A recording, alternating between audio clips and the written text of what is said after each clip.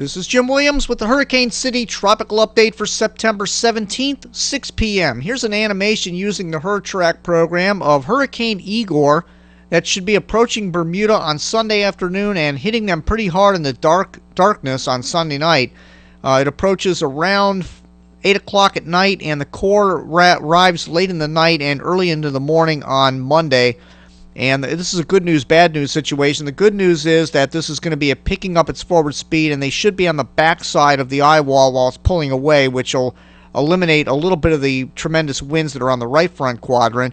The bad news is, again, it'll be in the dark, and you don't know what's flying around. You hear the wind blowing and things crashing. It can be a very intimidating experience. So we hope the people in Bermuda are ready for hurricane conditions. First, I want to start out with what happened earlier today. We had Major Hurricane Karl make landfall right near Veracruz, Mexico, and Veracruz is right there, and the hurricane came in right just north of the city of Veracruz. Now, this had a very strong wind field, but it was a very small hurricane force wind field expanding out to the southwest, only about 15 miles.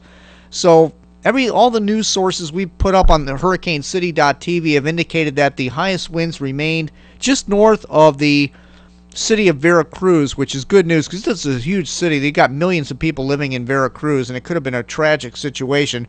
But this reminds me of how small Hurricane Charlie was when it went into southwest Florida. Very intense hurricane, but came in, of course, that was a Category 4. This was a Category 3.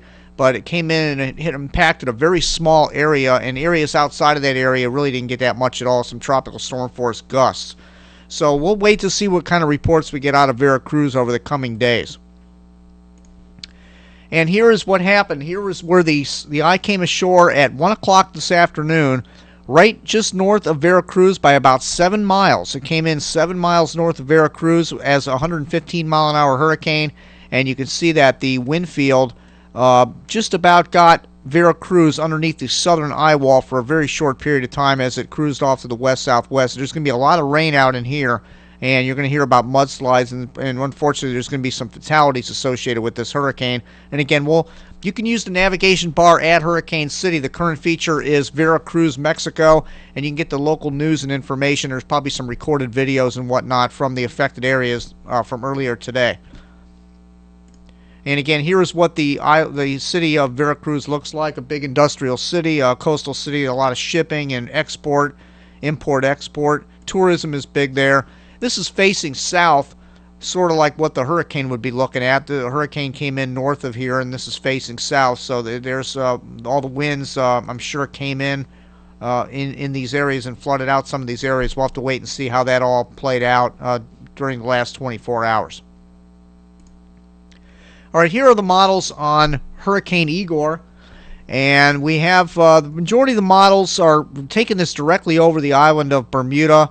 About half of them, actually, while I have this map up, calculated all the models, adding up to about roughly about 58 or 59 models total of all the models that are run on this system, and 52% of them take it just east of Bermuda, and 47% take it just west of Bermuda, and only a few take it right over the island. So it's looking better, like more of the models are leaning towards the right side of Bermuda, which again would put them on the weak side, which would be better news than if it was on the west side of the island.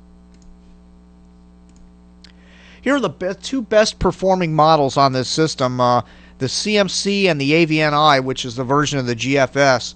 And they both take it east of Bermuda. Now, yesterday these models were a little bit over to the left here. Both the Canadian and the AVNI were over here. So they've shifted over here to the right. And I talked about that potential a few days ago in the Tropical Update videos, that this could start hanging a right-hand turn and go well east of Bermuda. Let's hope that this Canadian verifies, because if it does, that would put the hurricane force wind field over Bermuda for only a very short period of time as it cruises off to the east. And who knows, maybe this model will shift even further to the east over the next 24 hours. Now here's the way the model saw this going all the way back to September 11th, which is, almost a week ago. And here it was Igor way out east of the Leeward Islands, and here's where the system is right now. And we can see that we have a few models, the no gaps, the No, actually, that's the LBAR model right there. The Canadian and the official forecast, which is the white track, and the GFS are right inside roughly where it is right now. They called for that about 7 days ago. So, again, we showed the fanning of the models up in here, but they pretty much take it just east of Bermuda. So those are the best performing models on this system. And here is the exact closest point of approach to Bermuda. We're talking 11 o'clock on Sunday night, 88 knot winds. That's around 105 miles an hour at landfall just to the east. And again, they would be under that western eye wall for about 4 to 5 hours as it passes quickly off to the northeast. All right, let's take a look at some, actually, let's look at the floater on Karl first. Here's what happened earlier today. Again, this made landfall right there near Veracruz. Notice this was exploding before landfall, and then about a few hours before landfall, it really started coming apart. And that's primarily because you're dealing with very mountainous terrain over in here. And once the western eye wall gets on land, it just comes apart like somebody sticking a spoke in the a stick and a spoke on a bicycle in the spokes, and it just comes unraveled. And that's exactly what happened. And of course, once it loses its source of the ocean, it comes apart very quickly. So mountainous terrain systems come apart pretty quickly, and that was another reason why Veracruz did not get the highest winds there, because it came apart so quickly as it came on shore. All right, let's take a look at Igor. Notice there was an eye earlier today. Now there's no more eye. The hurricane hunters were flying in there. They flew in there a little bit earlier today, and they indicated the pressure was rising and the system was weakening. And now you can see that there's no more eye in there at all anymore. There's a little bit of a blow-up of convection, and we'll have to see if this regenerates an eye again. But speaking of intensity, let's go ahead and look at the intensity forecast from tropicalatlantic.com. And the best performer on the intensity is the GFNI model, which is the GFDL version run by the Navy. It has interpolated information, which is additional information added in. And we're going at about 48 hours, which is the point of landfall, and they're showing 83 knots. That's about 95 miles an hour at passage of Bermuda in about 48 hours or so. So that's the best performing model, the GFNI. But there are some outliers up here. Like the ship's model, for example, still wants to make this a Category 3, 115 mile an hour winds at landfall near Bermuda. And the NGXI as well is up near Category 3. And then, believe it or not, they strengthened it right past Bermuda here, having it up to around 130 miles an hour, these two models. But all the other models drop it off like a rock when it hits that colder water up in the North Atlantic. And again, this should be extratropical by about 72 hours or so as it moves into the North Atlantic. And this is not going to be affecting the Canadian Maritimes. All right, here is the water vapor loop of the Atlantic Basin. And here comes our scoop. And this is the scoop that's going to come by and pick up Igor and sling it off to the northeast. And you can see that a lot of energy right here is approaching the eastern seaboard right now, and it's about 48 hours away. This is really going to start turning this quickly off to the east. In fact, a lot of the models, some of the models like the BAM models, really hang a hard right-hand turn here when this gets near Bermuda. And that's why, again, this is a possibility that we could get lucky and this system could veer way off to the right of Bermuda and avoid them altogether. Let's hope that happens, because this is a very strong trough moving off here, and it should kick it on out. It's all a timing issue.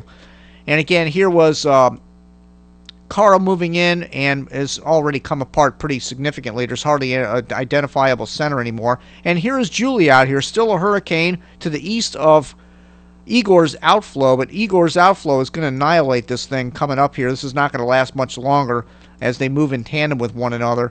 And I believe that Igor is probably maxed out in its intensity as well. I don't think this is going to regain major hurricane status, although it is possible. We'll have to keep an eye on that.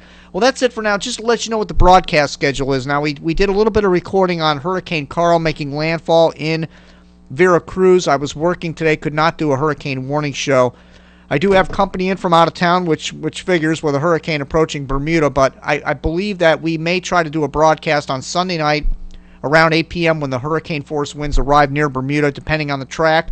Mike Laka, a storm chaser, is up in Bermuda. He's going to be a contact. We're going to get in touch with him throughout the storm and provide radars and cams and information, some other observers. If you're an observer in Bermuda, please email me, jim@hurricanecity.com, and let me know if we can contact you during the hurricane. That's it for now. Thank you again for visiting Hurricane City.